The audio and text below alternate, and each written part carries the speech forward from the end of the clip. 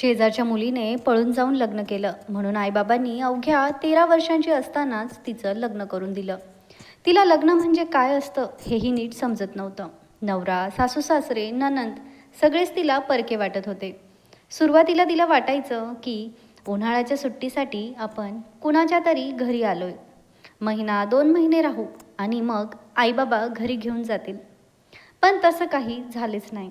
आईबाबा न्यायला कधीच आले नाहीत. आज येतील, उद्या येतील या आशेवर तिची वाट बघत बघत दिवाळी आली. दिवाळीला भाऊ घरी आला तेव्हा ती खूप आनंदी झाली. मला न्यायला आलास ना दादा? इथे राहायचं नाही मला. खेळायलाही मिळत नाही. रोज सकाळी लवकर उठून घरकाम करावं लागतं. शेणसारा काढावा लागतो. भाकरी भाजता भाजता हात भाजले पण कोणी फुंकरही घालत नाही. आईने कधीच मला एवढं कठीण काम करायला सांगितलं नव्हतं. भावाचे डोळे पाणावले. त्याला त्याची लहान बहीण अचानक मोठी झाल्यासारखी वाटली. दादा, आपण घरी जाऊया ना, ती विनवणी करत होती. पण भावाने समजावलं, हेच तुझं घर आहे आणि तिकडचं आता तुझं माहेर. तिथे तू कायम राहू शकत नाहीस. ते ऐकून ती ढसाढसा रडू लागली. हे घर कसं माझं? इथे मला कुणी समजून घेत नाही. भावाने हलक्या आवाजात विचारलं. माझे दाजी कसे आहेत? तुझ्याशी कसं वागतात? कोण दाजी? ती म्हणाली. ज्यांनी तुझ्या गळ्यात हे बांधलंय. तो तिच्या मंगळसूत्राकडे बघत म्हणाला. ती एकदमच गप्प झाली. क्षणभर शांत राहून मग ती रडू लागली. तो मला अजिबात आवडत नाही दादा. रोज रात्री खोलीत येतो.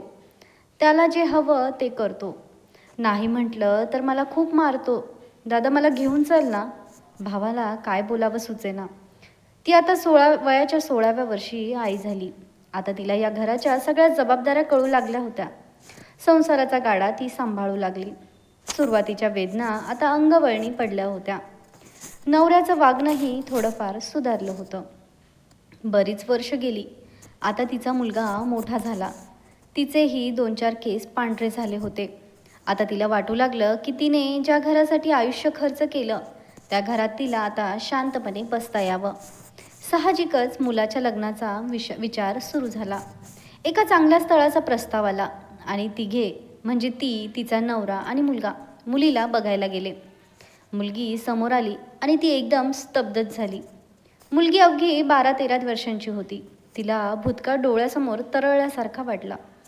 मी शिकलेली नाही, पण एवढं नक्की समजतंय की माझा मुलगा 24 वर्षांचा आहे आणि ही मुलगी अजून लहान आहे. कसं जुळेल हे लग्न? मुलीच्या आईला हे ऐकून रडू कोसळलं. ताई, आमच्या गावचा सरपंच आहे. त्याचं काही देणं आहे. जर ते दिलं नाही तर तो माझ्या मुलीला पळवून नेईल आणि तिचा नाश करेल. म्हणून मी लवकरात लवकर तिचं लग्न लावून तिला तिच्या घरी पाठवायचं ठरवलंय. तिथे ती सुखी राहील. तिच्या काळजात कालवाकालव झाली. अहो, पण तुम्ही तुमच्या बाजूने विचार केला, मुलीच्या बाजूने नाही. हे वय आहे का लग्नाचं? तिला संसार समजतो का? ती खेळण्याच्या वयात आहे. काय करणार ताई? इकडे आड आणि तिकडे विहीर. इथे राहिली तरी तिचं भलं नाही म्हणून लग्न करून टाकायचं ठरवलंय. तिने एक खोल श्वास घेतला. मग ठामपणे म्हणाली, मला ही मुलगी सून म्हणून नको, पण एक आई म्हणून तिची जबाबदारी मी घ्यायला तयार आहे. मी तिला शिकवेन, वाढवेन, योग्य वयात तिचं लग्नही लावून देईन. तुम्ही तिला भेटायला येऊ शकता. एवढंच पुरेसं आहे का? मुलीच्या आईवडिलांनी डोळे पुसले.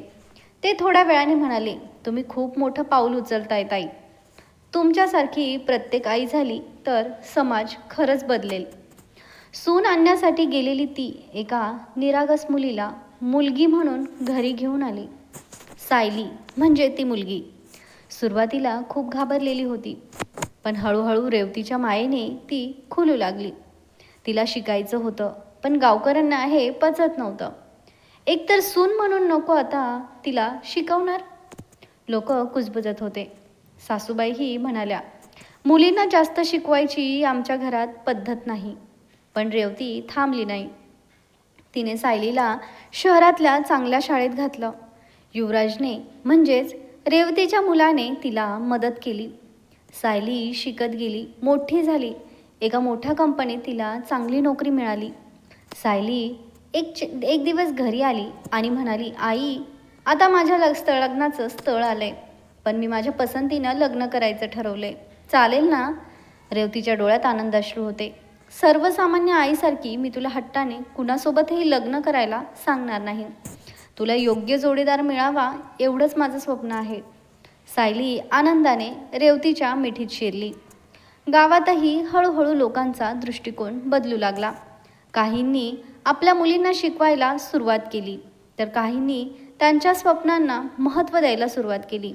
एक संध्याकाळी विशाल म्हणजे रेवतीचा नवरा म्हणाला, रेवती, तुझा निर्णय आधी मला पटला नव्हता, पण आज पाहतोय की आपण खरंच योग्य केलं.